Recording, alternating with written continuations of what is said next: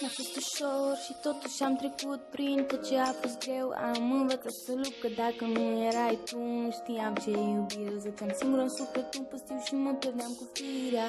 Ce am făcut, ce s-a întâmplat, că la un moment dat ne-am certat, ne-am distanțat. Îmi arunca reproșul că de ce m-ai cunoscut. Îmi pare rău să zic, ne-am vrut binele și tu nu ai văzut. Am vrut să văd pe cer în fiecare seară câte o stea, dar nu am mai văzut. Am zis că mai aprind o singură țigară, să nu mă privesc în trecut. Te-am purtat în suflet și te voi purta. Am promis că n-am să renunț, deci nu te voi lăsa păcat că n-ai crezut în mine. În fine, ție chiar nu-ți pasă, nu mai ții la mine. Dar păcat că inima mea proastă îmi spunea că nu e genul care înșală și lasă. Păcat că am avut planuri și vise ținute bine, vise închise la un moment dat.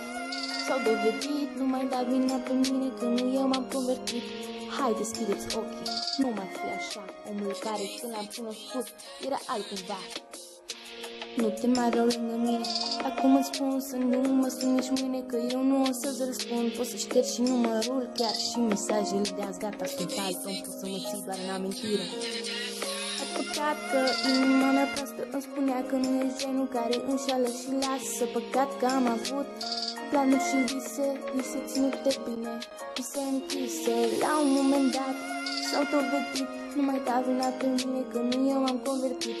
Hai, deschideți ochii, nu mai fi așa. Omul care când l-am cunoscut era altcumva.